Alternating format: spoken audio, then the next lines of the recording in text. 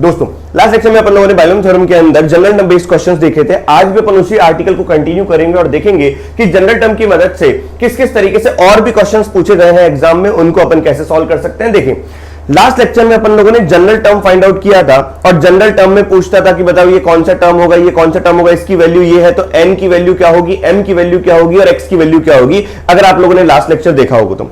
लेकिन आज का जो लेक्चर है वो बेस्ड होगा कोएफिशिएंट बेस्ड क्वेश्चंस पे कि किस तरीके से जनरल टर्म की मदद से, किसी एक्सपेंशन के जनरल टर्म की मदद से मैं किसी x की पावर का कोएफिशिएंट निकालूंगा। जस्ट लाइक आप क्वेश्चन नंबर 3, 4 एंड 5 को देखो, ये एक्सपेंशन दे रखे हैं। इस एक्सपेंशन को जब मैं ओपन करूंगा तो x की पावर 64 का क्या कोएफिशिएंट रहा होगा, होगा कि नहीं होगा, और होगा तो क्या रहा होगा, ये अपन फाइंड आउट करेंगे जनरल टर्म की मदद से, और वो आज अपन इस लेक्चर के अंदर देखेंगे। क्या विद्यार्थी बात क्लियर हुई? तो आज का आर्टिकल भी जनरल टर्म बेस्ड क्वेश्चंस ही होंगे, लेकिन उसमें भी पर्टिकुलर आर्टिकल क्या होगा, किस तरीके से जनरल टर्म की मदद से हम किसी एक्सपेंशन के अंदर कोएफिशिएंट फाइंड आउट करेंगे किसी x की पावर का।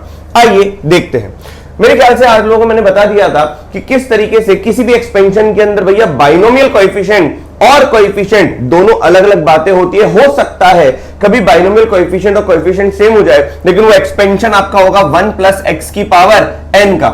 इस एक्सपेंशन को जब आप ओपन करोगे तो x की बहुत सारी पावर्स आएंगी, तो उनमें जो कोएफिशिएंट होगा और बाइनोमियल कोएफिशिएंट होगा सबका सेम होगा। लेकिन बाकी अगर इसके अलावा बहुत सारे बाइनोमियल अगर एक्सपेंशन लेंगे तो उसमें कोएफिशिएंट और बाइनोमियल कोएफिशिएंट सेम नहीं हो सकता। बाइनोमियल कोएफिशिएंट का मतलब है एनसीआर वाले टर्म्स, और कोएफिशिएंट का मतलब है वेरिएबल के साथ और कुछ भी मल्टीप्लाइड है। एनसीआर तो होगा, लेकिन हो सकता है और भी कुछ हो, तो वो पूरा का पूरा कोएफिशिएंट कहलाएगा। क्लियर है कि नहीं?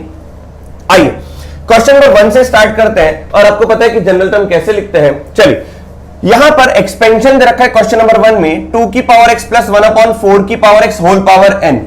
इस एक्सपेंशन में आपको n नेचुरल नंबर बोल रखा है, और अपन जो भी पढ़ रहे हैं वो इंडेक्स आपका पॉजिटिव इंटीजर ही है। अभी तक की जितनी बातें चल रही हैं उसमें आपका जो पावर है n वो आपका पॉजिटिव इंटीजर है। क्लियर है कि नहीं? इस एक्सपेंशन के अंदर बोल रखा है t3 एंड t2 की वैल्यू 7 है। अब बताओ t3 की वैल्यू अगर मैं निकालूं तो t3 क्या होता है? t3 होता है जिसमें r2 है, तो nc2 पहले की पावर n माइनस का 2 और दूसरे की पावर विद्यार्थियों कितना 2। बोलो सही है कि नहीं है? तो इसको मैं क्लब भी कर सकता हूं, चलिए क्लब भी कर देते हैं। nc2 2 की पावर x की पावर n माइनस का 2, और ये लिखा हुआ है 2 की पावर माइनस का 2x। अगर आप इसको क्लब करोगे तो ये हो जाएगा nc2 2 की पावर, ये हो जाएगा 2 की पावर x की पावर n माइनस का 1 और माइनस का 2 तो माइनस का 3 कर लिया। बोलो विद्यार्थियों, क्योंकि मैंने इसको ऐसे लिख दिया 2 की पावर x की पावर माइनस का 2। क्लियर हुआ? तो 2 की पावर x को अगर मैंने बेस बना तो n माइनस 1 माइनस का 2 ये हो जाएगा। क्लियर हुआ? चलिए, अब अगर मैं बात करूं t2 की, t2 कितना हो जाएगा nc1, क्योंकि यहां पर r कितना है, r आपका 1 है, क्योंकि हम याद है हम ऐसे लिखते हैं 1 प्लस 1, मतलब t r प्लस 1 में r क्या हो गया 1। तो यहां पर हो जाएगा 2 की पावर x की पावर n माइनस 1 1/4 की पावर x की पावर 1, तो ये हो जाएगा nc1 2 की power x whole power n minus 1, और ये लिखा हुआ है 2 की पावर x की पावर माइनस का 2। तो ये देखोगे तो nc1 2 की पावर x और वापस हो जाएगा n माइनस का 3। क्लियर हुआ विद्यार्थियों? तो इस तरीके, यहां पर एक एरर है, यहां पे माइनस का 2 आएगा क्योंकि इन दोनों का डिफरेंस होता है, तो मैंने यहां पे 1 लिख दिया था n माइनस का 2, तो ये हो जाएगा n माइनस का 4। अब एकदम परफेक्ट है। क्लियर है कि नहीं? क्योंकि फर्स्ट टर्म पर क्या होता है, n माइनस का r होता है, तो यहां पर अपने को करेक्ट करना था, ये n माइनस 2 था, ये n माइनस 1 लिख दिया था, जिसको n माइनस 2 लिख दिया अपन ने। अब क्या दे रखा है, इन दोनों का डिवीजन, इन दोनों का डिवीजन अपने को 7 दे रखा है, तो t3 डिवाइड बाय t2 अपने को 7 दे रखा है। तो आगे देखते हैं, तो t3 कितना है nc2 2 की पावर x की पावर n माइनस का 4, और नीचे दे रखा है nc1 2 की पावर x की पावर n माइनस का 3। क्या विद्यार्थियों, मैं इसको भी ऐसे लिख सकता हूं n माइनस का 4 प्लस का 1। अगर आपने n माइनस 3 को लिखा n माइनस का 4 प्लस का 1, तो आपको ये समझ में आ गया होगा 2 की पावर x की पावर n माइनस 4 इंटू 2 की पावर x लिख दो, और इसकी वैल्यू कितनी दे रखी है 7। कितनी दे रखी है 7। क्या ये पार्टी इससे कैंसिल आउट हो चुकी है? अब थोड़ा सा और सिंप्लीफाई करेंगे, ये लिखा हुआ है nc2 को n इंटू n माइनस का 1/2, और nc1 लिखा हुआ है n, और नीचे लिखा हुआ है 2 की पावर x इक्वल टू कितना 7। n से n चला गया तो क्या बचा, n माइनस का 1/2 की power x into 2 is equal to 7। ये एक रिश्ता हमें दिखा। क्या ये रिश्ता सबको समझ में आया? अब एक और रिश्ता में बोल रखा है sum of coefficient of the second term and third term. क्या मैंने यहां पर थर्ड टर्म और सेकंड टर्म निकाल रखे हैं? ये रहा थर्ड टर्म, ये रहा सेकंड टर्म, और इस सेकंड टर्म और थर्ड टर्म का जो सम है वो 36 दे रखा है। अब कोएफिशिएंट का सम दे रखा है, तो ये हो गया वेरिएबल, तो इसका कोएफिशिएंट कौन हो गया? NC2। तो इस स्टेटमेंट के तहत विद्यार्थियों इस एक्सपेंशन के कोएफिशिएंट किसका? सेकंड टर्म और थर्ड टर्म का। तो सेकंड टर्म भी निकला हुआ है, थर्ड टर्म भी निकला हुआ है, इनका कोएफिशिएंट ये है।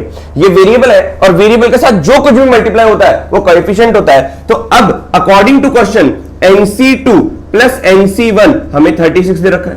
मतलब according to question n into n minus का 1/2 प्लस का n हमें 36 दे रखा है। मतलब अगर सिंप्लीफाई करोगे तो n स्क्वायर माइनस का n प्लस का 2n इज इक्वल टू 72 दे रखा है। मतलब n स्क्वायर प्लस का n की वैल्यू 72 दे रखी है। मतलब n इंटू एन प्लस 1 की वैल्यू 72 दे रखी है। तो n की वैल्यू अगर मैं 8 लेता हूं तो 8 इंटू 9 कितना होता है? 72। और 8 क्या है? Natural number. देखो n आपको नेचुरल नंबर बोल रखा है।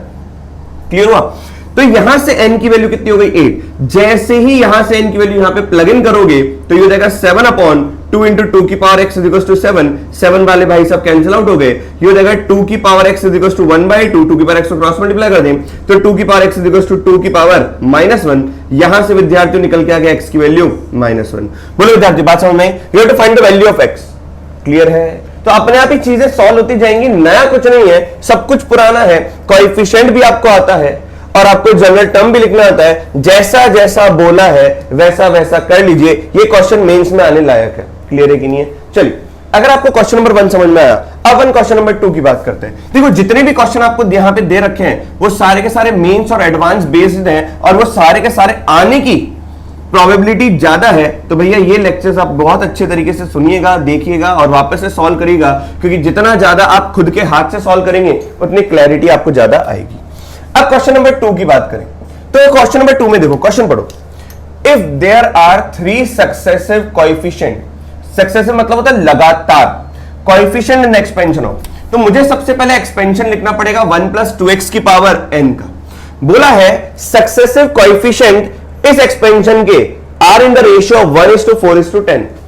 अब सक्सेसिव कोएफिशिएंट में ये तो नहीं बता रखा second term, third term, fourth term, या third term, fourth term, fifth term, या fourth term, fifth term, sixth term, लेकिन बोला लगातार 3 चाहिए। लगातार 3 का मतलब T3, T4, T5। अगर T4 है तो T4, T5, T6। अगर T6 है तो T6, T7, T8। क्लियर है कि नहीं है? तो मुझे ये नहीं बोला कि पर्टिकुलर क्या, बस आपको ये बोला है then you have to find the value of n।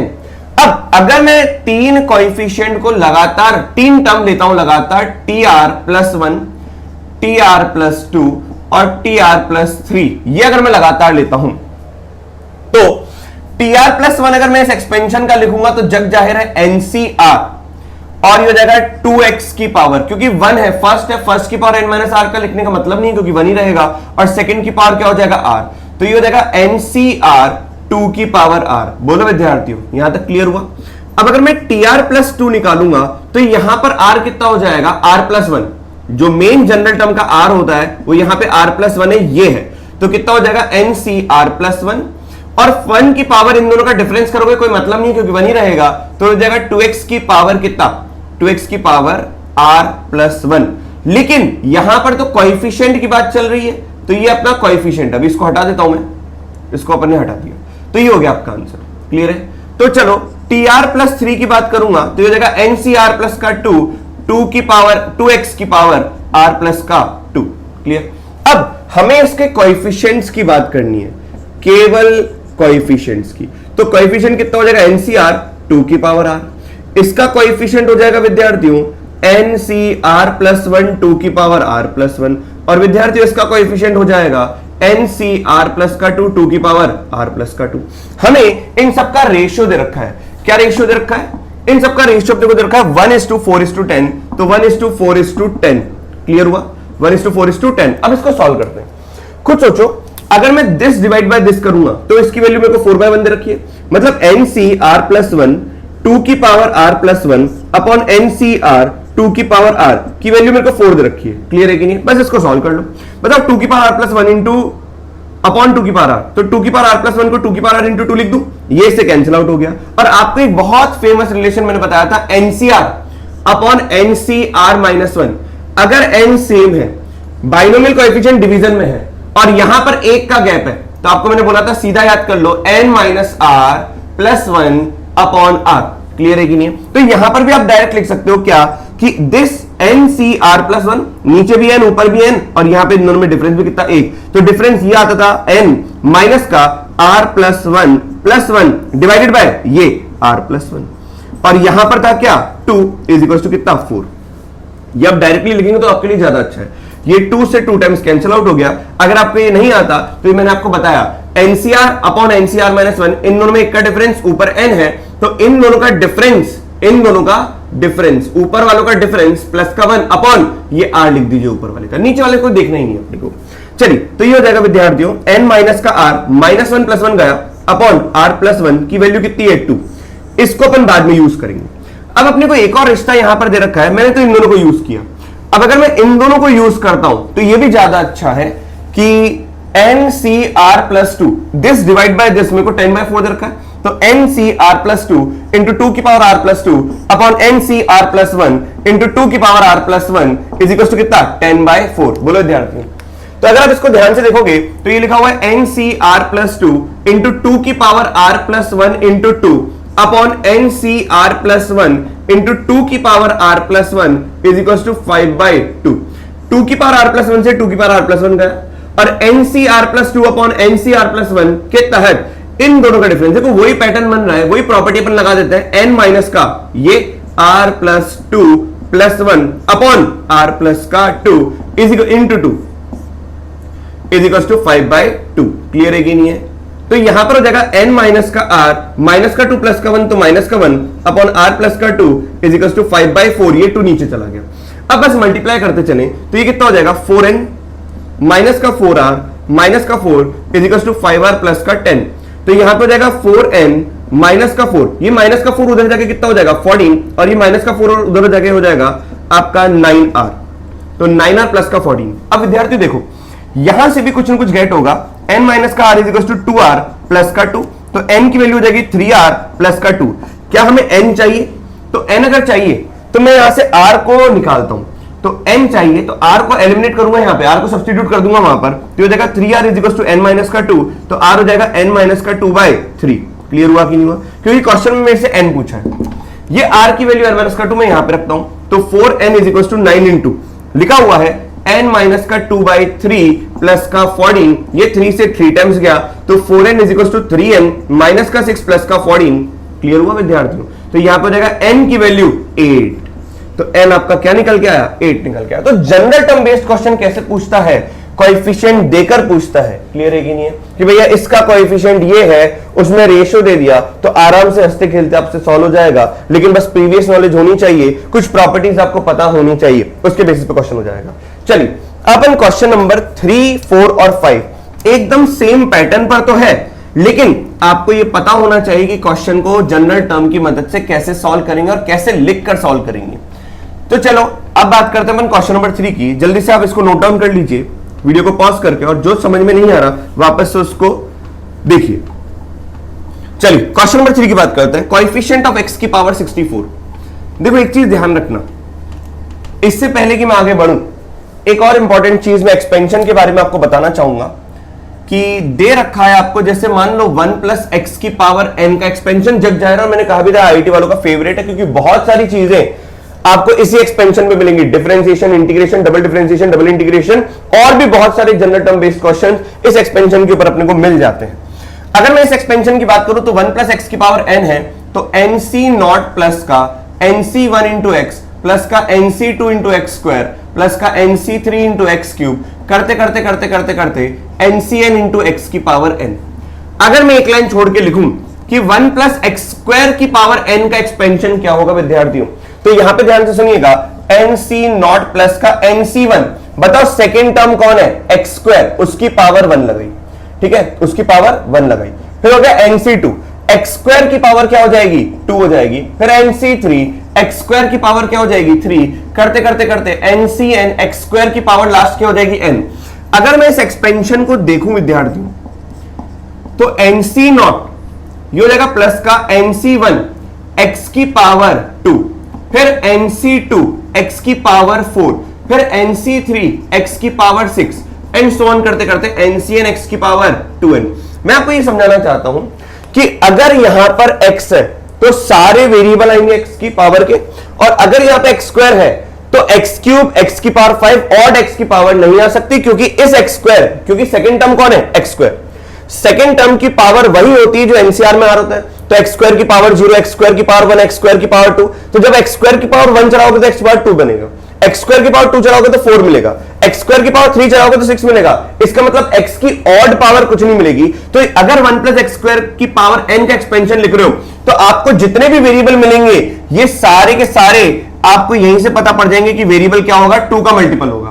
देखो 2 एक्स स्क्वायर की पावर 0 तो वो भी 2 का मल्टीपल ही है, तो ये स्क्वायर 4 6 एंड सो ऑन, तो यहां पे सारे के सारे 2 का मल्टीपल मिलेंगे।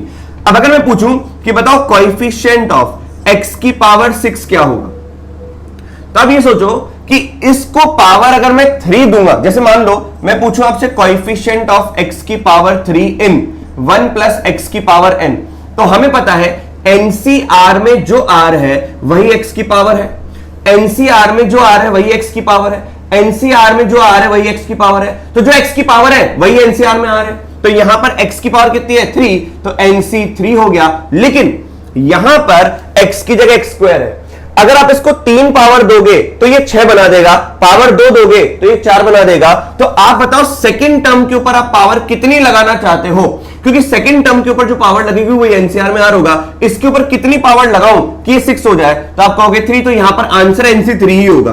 क्लियर है कि नहीं है, क्योंकि सेकंड टर्म के ऊपर पावर 3 लगाऊंगा जो कि एनसीआर में आर होता है, वही लगाने पे 6 आ जाएगा। अगर मैं पूछूं बताओ कोएफिशिएंट ऑफ x की पावर 100, तो तुम कहना सेकंड टर्म के ऊपर जो पावर लगेगी, सेकंड टर्म कौन है, सेकंड टर्म है आपका एक्स स्क्वायर, इसके ऊपर जो पावर लगेगी एनसीआर में आर होगा, तो ये हो जाएगा एनसी 50।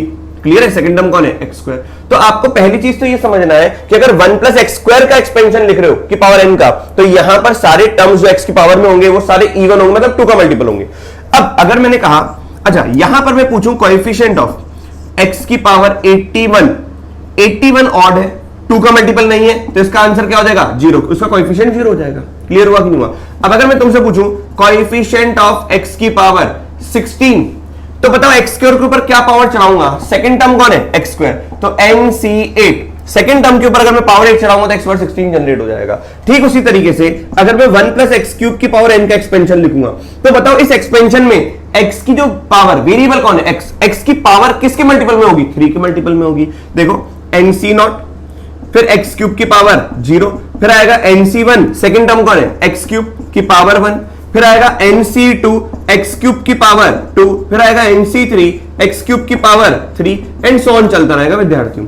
लास्ट में आ जाएगा ncn एक्स क्यूब की पावर n, तो यहां से मैं लिख सकता हूं nc0 3 की पावर 0, nc1 एक्स की पावर, सॉरी ये x है, x की पावर 0, nc1 x की पावर 3, nc2 x की पावर 6, nc3 x की पावर 9 एंड सो ऑन करते करते ncn x की पावर 3n। अब देखो अगर यहां पर x क्यूब है तो सारी x की पावर क्या है, 3 का मल्टीपल, तो आपको यूं ही पता पड़ जाएगा कि अगर मैं यहां पे पूछता हूं कि बताओ कोएफिशिएंट ऑफ x स्क्वायर क्या है, बोल देना 0। क्यों, क्योंकि x स्क्वायर का कोई 2 का कोई मल्टीपल होगा ही नहीं, सारे मल्टीपल किसके होंगे, 3 के। तो यहां पर देखो अगर मैं पूछता हूं कोएफिशिएंट ऑफ x की पावर 18, तो अब ये सोचो सेकंड टर्म पे कौन है, सेकंड टर्म पर है x क्यूब, उसकी कितनी पावर लगाऊंगा, 6, तो आपका आंसर सीधा आ जाएगा nc6। अगर मैं कहता हूं कोएफिशिएंट ऑफ x की पावर, क्लियर, यहां पे 27 बोल दिया, तो पता है x क्यूब की कितनी पावर लगाऊंगा, 9, तो ये आपका आंसर आ जाएगा nc9। अगर मैं कहता हूं कोएफिशिएंट ऑफ x की पावर 100, तो भैया कह देना 0, क्योंकि 100 3 के मल्टीपल में नहीं आता। वैसे अगर यहाँ पे 4 होता है तो सारी x की पावर 4 का मल्टीपल चलेगी, ये आपको पता होना चाहिए, और उसमें कौन कौन से कोएफिशिएंट निकलते हैं और डायरेक्टली कैसे निकालते हैं ये भी आपको पता होना चाहिए। क्या विद्यार्थी यहां तक बात सबको समझ में आ गई? अगर ये समझ में आया तो चलो आगे बढ़ते हैं, क्वेश्चन नंबर 3 को देखते हैं। क्वेश्चन नंबर 3 में जितना हो सके उतना सिंप्लीफाई करना है। क्या करना है, जितना संभव हो सके उतना संभव हमें सिंप्लीफाई करना है ताकि बात आराम से बन जाए। देख क्या कहता है क्वेश्चन नंबर 3, कंसेप्ट जो मैंने बताया वो कंसेप्ट था। क्वेश्चन नंबर 3 में बोला है कोएफिशिएंट ऑफ x की पावर 64 किसमें, इन एक्सपेंशन 1 प्लस एक्स की power 131 into X square minus x plus 1 की पावर 130। कोएफिशिएंट बेस्ड क्वेश्चन में ये तीनों क्वेश्चन बहुत प्यारे हैं, ध्यान से सुनिएगा। 1 plus x power 131 into X square minus का एक्स प्लस 1 की पावर 130। यार बड़ी बड़ी पावर है, क्या ऐसा होगा कि मैं इसको अलग सॉल्व करूंगा, इसको अलग सॉल्व करूंगा, फिर मल्टीप्लाई करूंगा, फिर ढूंढ लूंगा एक्स पावर 64 क्या होगा? नहीं, कुछ ना कुछ क्लबिंग हो रही होगी, कुछ ना कुछ जो बचपन में प्रॉपर्टी थर्ड फोर्थ क्लास के अंदर आपने आइडेंटिटीज पढ़ी है उसका कहीं ना कहीं तो रोल आ रहा है। देखो यहां पर पावर 130 है और यहां पर पावर 131 है, तो क्या 130 की रिक्वायरमेंट अंदर जाने की है? मतलब मैं अगर क्लबिंग करूं तो x square minus x plus 1 की पावर अगर 130 है तो यहां पर भी 1 plus X into 1 plus x की पावर 130 लिख दूं। तो क्या रिक्वायरमेंट है कि क्वेश्चन की डिमांड ये है कि क्या आप इसको क्लब कर पा रहे हो कि नहीं कर पा रहे हो? पहली बात तो ये कि सोच पा रहे हो कि नहीं सोच पा रहे हो। यहां पे 130 है, यहां पे 131 है, तो ये कह रहा है कि भैया 130 अलग करो और 1 को अलग कर दो, तो पावर 1 को मैंने अलग कर दिया। अब क्वेश्चन की डिमांड है कि 1 plus X into X square minus का एक्स प्लस 1 विद्यार्थी लिख पा रहे हैं कि नहीं लिख पा रहे? लिख पा रहे हैं। और जैसे ही लिखोगे आपकी खुशी का ठिकाना नहीं रहेगा। ये लिखा हुआ है a plus B, A square minus A B plus का बी स्क्वायर, ये फॉर्मूला होता है ए क्यूब माइनस के बी, ए क्यूब प्लस के बी क्यूब का, तो यहां पर जाएगा 1 प्लस का एक्स क्यूब की पावर 130। बोलो विद्यार्थियों, ये पूरा फॉर्मूला होता है 1 plus X into X square minus का एक्स प्लस 1 का, किसका? 1 प्लस एक्स क्यूब का। क्लियर है? जैसे A cube plus B cube का फॉर्मूला क्या होता है? A plus B into A square minus A B plus का बी स्क्वायर। अब आप खुद सोचो, अगर मैं ए की जगह 1 कर दूं और बी की जगह एक्स कर दूं तो 1 प्लस एक्स हो गया, और ए की जगह 1 रखा तो 1 हो गया, माइनस का एक्स हो गया, प्लस का एक्स स्क्वायर हो गया, ये हो गया। तो ये पता होना चाहिए।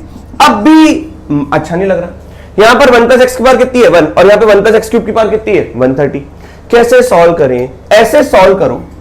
देखो आपको कोएफिशिएंट ऑफ एक्स पावर 64 इसमें चाहिए था, मतलब आपको कोएफिशिएंट ऑफ एक्स पावर 64 इसमें चाहिए था, मतलब आपको कोएफिशिएंट ऑफ एक्स पावर 64 इसमें चाहिए, मतलब कोएफिशिएंट ऑफ एक्स पावर 64 आपको इसमें चाहिए, मतलब कोएफिशिएंट ऑफ एक्स की पावर 64 किसमें चाहिए? अब देखना, इस बड़ी पावर को इन छोटे पावर्स में डिस्ट्रीब्यूट कर रहा हूं। कैसे?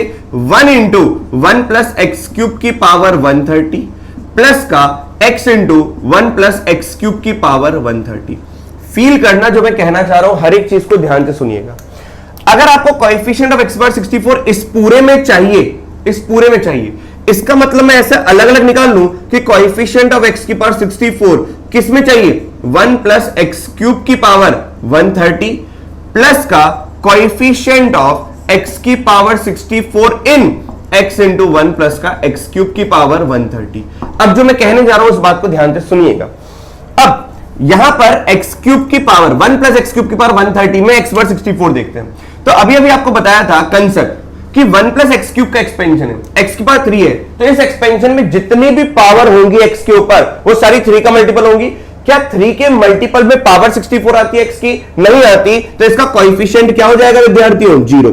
कितनी खुशी की बात है। आइए और आगे देखें, इस पूरे एक्सपेंशन में मेरे को क्या चाहिए? Coefficient of x power 64।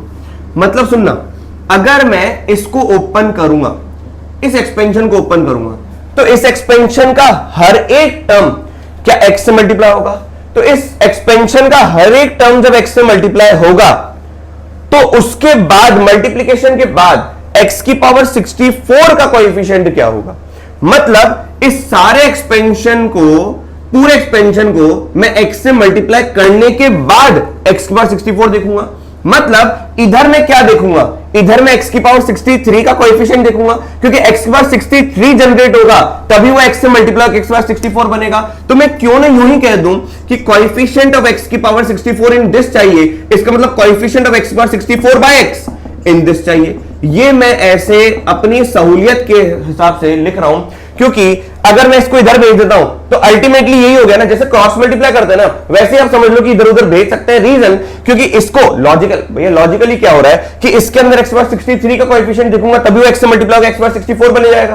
तो देखना तो इधर क्या है? 63। तो मैंने कहा कि x पावर 64 इस पूरे में देखना है, तो x पावर 63 इसमें देख लो। इसमें देखने का मतलब क्या है? आगे आने वाले क्वेश्चंस के लिए ये एक रेफरेंस हो गया कि मैं सीधा क्या कर दूंगा, अच्छा x पावर 64 इन दिस चाहिए तो मैं x को नीचे लेके आ जाता हूं। तो अब ये बताओ क्या हो जाएगा? समझने के लिए होगा, सिर्फ समझने के लिए। कंसेप्ट तो वही है कि इसमें x पावर 63 ढूंढ रहा हूं, लेकिन समझने के लिए आगे वाले क्वेश्चन में टाइम वेस्ट ना हो इसलिए मैंने इस x को नीचे भेज दिया। तो x पावर 63 इन 1 प्लस एक्स क्यूब की पावर 130। बोलो हाँ यार। अब अपन यहाँ पे x पावर 63 निकाल लेंगे, तो कभी भी अगर यहाँ पे x स्क्वायर आ जाता है तो उसको नीचे फेंक दो और आपको पता पड़ जाएगा कि इसके अंदर क्या देखना है, क्योंकि केवल बाइनोमियल क्रिएट करोगे ना तो आपके लिए ज्यादा अच्छा है। नहीं तो फिर अलग से सोचोगे इसमें कितना, फिर इसको मल्टीप्लाई करें तो इतना। तो कितना इतना मत करो, सीधा बोलो कि इतना ही निकालना है, तो इसको डिवाइड कर लो। बोलो सही है। अब बताओ सेकंड टर्म कौन है? सेकंड टर्म एक्स क्यूब है। एक्स क्यूब की कौन सी पावर चढ़ाऊं कि 63 आ जाए? तो 130c कौन सी पावर चढ़ाएंगे? 21 चढ़ाएंगे। तो ये आपका कोएफिशिएंट हो गया। बोलो विद्यार्थियों, क्योंकि फर्स्ट की पावर 130 माइनस का 21 करने की जरूरत नहीं है, क्योंकि 1 की पावर कुछ भी चढ़ाओगे तो 1 ही होगा। क्या ये पूरा प्रश्न आपको समझ में आया? किस तरीके से पहले क्लबिंग करनी है अगर होगी तो ये आपको देखना पड़ेगा आंखों से। क्या क्लबिंग हो रही है? हो रही है तो क्लब कर लो। क्लब करने के बाद कितना बचा? बड़ी पावर को छोटी पावर में डिस्ट्रीब्यूट कर लो और अलग अलग इन दोनों टर्म में कोएफिशिएंट निकाल लो। अलग अलग कोएफिशिएंट निकालने पे ये देख लो कि इसकी इस एक्सपेंशन में सारी पावर जो एक्स की है वो 3 का मल्टीपल है, तो 64 तो आएगा नहीं। अब इसमें ढूंढना है। अब इसमें एक और कंसेप्ट है कि भैया इसमें पूरा 64 पावर ढूंढनी है, मतलब इसमें 63 पावर ढूंढनी है, तभी जाके x बार 63 से x से मल्टीप्लाई x बार 64 बनेगा। तो क्यों ना अपन इस x को नीचे डिवाइड कर ले और सीधा ही पता पड़ जाए, ताकि आंसर एक बार में ही आ जाए। बोलो विद्यार्थी, क्या यहां तक बात हमको समझ में आ गई? मैं इस क्वेश्चन को जनरल टर्म लिख के भी सॉल्व कर सकता हूं, लेकिन इससे पहले वाले आर्टिकल में मैंने आपको बताया था कंसेप्ट कि किस तरीके से अगर एक्सपेंशन 1 प्लस एक्स बार 2 का आ जाए या 1 प्लस एक्स बार 3 का आ जाए तो कैसे ये सेकंड टर्म है और सीधा इसकी पावर लगा लो तो एनसीआर में वही आर का आर होगा। क्लियर है? तो ये आप सोच सकते हो जल्दी से। आइए अब क्वेश्चन का हल्का सा लेवल आगे बढ़ाते हैं और देखते हैं क्या हो रहा है। क्वेश्चन नंबर 4 को देखो। क्वेश्चन नंबर 4 में क्या क्लबिंग होगी? देखते क्वेश्चन नंबर 4 को थोड़ा सा अगर अपन ध्यान से देखें तो क्या बातें बन रही है। कोएफिशिएंट ऑफ एक्स पर 10 चाहिए, कोएफिशिएंट ऑफ एक्स की पावर 10 चाहिए फोर्थ क्वेश्चन में। Coefficient of x power 10 in the expansion of in x की पावर 4 प्लस का 2 प्लस का 1 अपॉन एक्स की power 4 whole power 15 into 3 plus का 2x स्क्वायर। अभी भी अगर मैं देखूं तो मुझे तो ऐसा लग रहा है कि पावर बड़ी इसकी है, लेकिन अगर इसको ध्यान से घुराओ तो ये अगर एक्स स्क्वायर का होल स्क्वायर लिखा हुआ है, ये लिखा हुआ है एक्स स्क्वायर का होल स्क्वायर प्लस का 1 अपॉन एक्स स्क्वायर का होल स्क्वायर प्लस का 2 इंटू, अब यहां पे x square into 1 by x square लिख देता हूं ताकि वो 1 ही हो जाए, और ये हो जाएगा कितना? पावर 15 में 3 प्लस का 2x स्क्वायर। तो क्या विद्यार्थी उसको देख सकते हैं a square plus b square plus का 2ab के तहत एक्स स्क्वायर प्लस का 1 बाय एक्स स्क्वायर का होल स्क्वायर बन गया कि, और उसकी पावर भी क्या है? 15 इंटू 3 प्लस का 2x स्क्वायर। बोलो विद्यार्थी बोलो। और देखो, और यहां पर इसको अगर मैं क्लबिंग करूं तो 1 प्लस का x की पावर 4 अपॉन एक्स स्क्वायर की पावर 15 इंटू 3 प्लस का 2x स्क्वायर, मतलब 1 प्लस एक्स की पावर 4, यहां पर ये 2 इंटू 15 30 होना चाहिए, तो ये 30 होगा। क्लियर? अब मैंने यहां पे एलसीएम ले लिया था और एलसीएम के तहत 1 plus x power 4 by x square आया था, तो ये तो 30 हो गया और ये हो जाएगा 60। क्या हो जाएगा विद्यार्थियों? 60। क्लियर हुआ कि नहीं हुआ?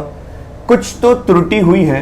ये x square plus 1 by x square का होल स्क्वायर की पावर 15, तो एलसीएम लूंगा तो एक्स की पावर 4 प्लस 1 एकदम परफेक्ट है, सब कुछ बढ़िया चल रहा है। आइए देखें, 3 प्लस का 2x स्क्वायर, सब परफेक्ट है। अब देखो हमें चाहिए क्या? कोएफिशिएंट ऑफ x की पावर 10 इसमें चाहिए, मतलब कोएफिशिएंट ऑफ x की पावर 10 इसमें चाहिए, मतलब कोएफिशिएंट ऑफ x की पावर 10 इसमें चाहिए, मतलब कोएफिशिएंट ऑफ x की पावर 10 इसमें चाहिए। बोलो हाँ है ना? अब मैं ये देखूं कि इसमें कितनी पावर निकालूं ताकि x की पावर 60 से डिवाइड हो जाए, और इनको भी देखूं, फिर जाके x पावर 10 जनरेट होना चाहिए। आपको तरीका बता दिया कि इस पूरे में कितनी पावर देखूंगा ताकि वो डिवाइड होने के बाद 60 से यहां पे 10 बचे। तो कुल मिलाकर क्या मैं ऐसा बोल दूं? अच्छा बताओ, इस पूरे में आप x की पावर 70 देखोगे, x की पावर 70 जब x पावर 60 से डिवाइड होगा तभी तो x पावर 10 बचेगा। क्लियर है कि नहीं है? तो मैं क्रॉस मल्टीप्लाई करता हूं, तो मतलब इसमें क्या देखना है? x पावर 70 है तो आपने दिमाग से सोचा, सीधा क्रॉस मल्टीप्लाई करो ना। कोएफिशिएंट ऑफ x की पावर 60 इंटू x पावर 10 70 हो गया। किसमें ढूंढ लो? इसमें 1 प्लस एक्स पावर 4 की पावर 30 इंटू 3 प्लस का 2x स्क्वायर। अब ये पहले वाले क्वेश्चन की तरह बन गया। क्या क्वेश्चन बना पहले वाले की तरह कि ये बड़ी पावर है, ये छोटी पावर है 1, तो इसमें डिस्ट्रीब्यूट कर दो।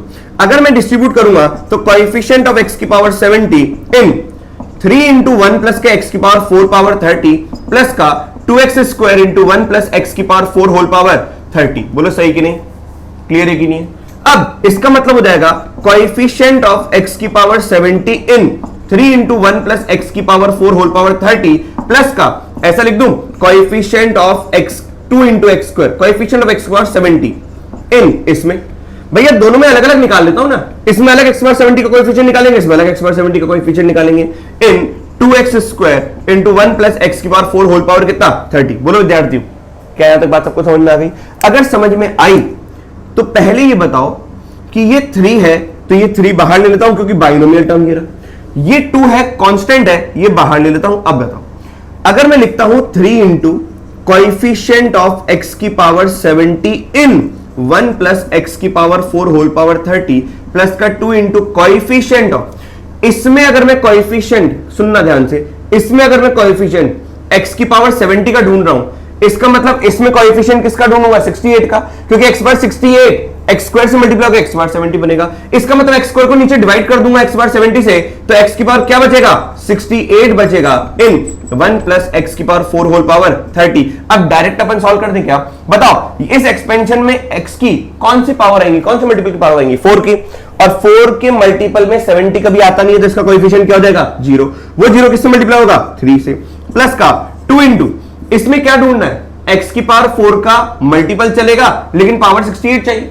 इसका मतलब अगर मैं x की पावर 4 को 17 दूंगा तो 17 4 कितना होता है 68 हो जाएगा, तो 30C17। बोलो विद्यार्थियों अब आपको आंसर दिखेगा 2 इंटू 30C17 या आपको दिखेगा 2 इंटू 30C13। बोलो विद्यार्थियों 30C13 कैसे लिखा अपन ने? NCR equal to NCN minus R. क्या विद्यार्थी बात सबको समझ में आ गई? अब अगर समझ में आई तो आइए क्वेश्चन नंबर 5 की बात करें। आपको दे रखा है coefficient of x bar 13 in this, coefficient of x bar 13 in this, बिल्कुल ध्यान से सुनिए और देखते रहिए। Coefficient of x bar 13 in this, यहां पे 5 है और यहां पे 4 है, तो डिमांड क्या है कि भैया एक अलग कर दो और 4 अलग कर दो। बोलो विद्यार्थियों बोलो, ये 4 और यहां पर 1 माइनस एक्स कर दिया। इसका मतलब इसमें कोएफिशिएंट ऑफ x की पावर 13 देखूंगा। देखो कोएफिशिएंट बेस्ड क्वेश्चन, अच्छे क्वेश्चंस में, कोएफिशिएंट बेस्ड अच्छे क्वेश्चंस में आपको क्लबिंग करना आना चाहिए। अगर आपको क्लबिंग करना आता है अच्छे क्वेश्चंस के लिए तब बाकी कोएफिशिएंट ऑफ बेस्ड क्वेश्चंस में बात बन जाएगी, अपन और भी बहुत सारे क्वेश्चन सॉल्व करेंगे। तो coefficient of x bar 13 in this, अब अगर मैं इसको देखूं तो इसकी डिमांड क्या है क्वेश्चन की कि क्या आप इसको क्लब करके लिख सकते हो क्या पावर 4 में, और ये हो जाएगा 1 माइनस का x इंटू 1 प्लस का x स्क्वायर प्लस का x की पावर 3। बोलो हाँ या ना?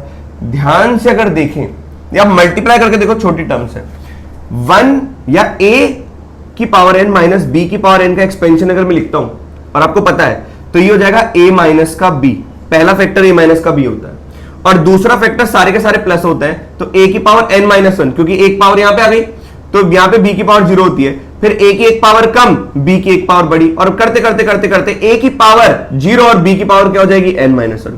अगर आप यहां पे देखें a की जगह मैंने 1 लिख रखा है और b की जगह क्या लिख रखा है x लिख रखा है, तो यहां पर मैक्सिमम a की जगह 1 है और b की जगह x है, तो ये हो गया 1 a माइनस का b, फिर लिखा हुआ है 1 x की पावर क्या है 0, फिर लिखा हुआ है 1 x की पावर क्या है 1, फिर लिखा हुआ है 1 x की पावर क्या है 2, फिर लिखा हुआ है 1 x की पावर क्या है 3, मतलब सेकंड की पावर 3 तक जा रहा है। क्लियर है कि नहीं है? तो ये b की पावर n माइनस 1 हुआ, तो जब इससे मल्टीप्लाई होगा तो मैक्सिमम x पावर क्या होगी 4। तो ध्यान से देखिए ये लिखा हुआ है 1 माइनस एक्स की पावर 4 का एक्सपेंशन। क्लियर है कि नहीं है? अब यहां पर पावर 4 ऑलरेडी है और यहां पे 1 माइनस का x है। अब थोड़ी सी जगह बनाते हैं ताकि बात हो जाए। क्या विद्यार्थियों क्लबिंग करना आना चाहिए? क्लबिंग के लिए जो बेसिक प्रॉपर्टीज हैं बेसिक्स ऑफ मैथ्स की वो आपको आनी चाहिए। 5th 6th 7th 8th class की जो आइडेंटिटीज हैं वो आपको सारी पता होनी चाहिए। चलिए उनको पता करने के बाद हमने पूरी क्लबिंग कर ली। क्लबिंग करने के बाद अब बताओ बड़ी पावर कौन है? ये 4, और छोटी पावर कौन है 1। इसका मतलब कोएफिशिएंट ऑफ x की पावर 13 किसमें ढूंढना है? 1 minus x into 1 minus x की पावर 4 होल पावर 4 में ढूंढना है। अब बड़ी पावर को छोटी पावर में डिस्ट्रीब्यूट करूंगा तो कोएफिशिएंट ऑफ x की पावर 13 किसमें ढूंढना है? 1 इंटू दिस 1 माइनस एक्स की पावर 4 होल पावर 4 माइनस का x इंटू 1 माइनस एक्स की पावर 4 होल पावर 4 में ढूंढना है। अब आप बताओ क्या मैं इसको सेपरेट कर दूं कि मैं कोएफिशिएंट ऑफ x की पावर 13 ढूंढ लेता हूं 1 minus x power 4 whole power 4 में, माइनस का कोएफिशिएंट ऑफ x की पावर 13 ढूंढ लेता हूं in x into 1 minus x की पावर 4 होल पावर 4 में।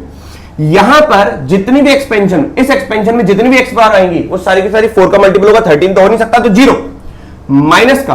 अब बताओ कोएफिशिएंट ऑफ x बार 13 इसमें इन x इंटू दिस में ढूंढना है, तो इसमें क्या ढूंढना है? इसमें तो 12 ढूंढना है। x की पावर 12 इंटू एक्स से मल्टीप्लाई करूंगा तो x पावर 13 आएगा।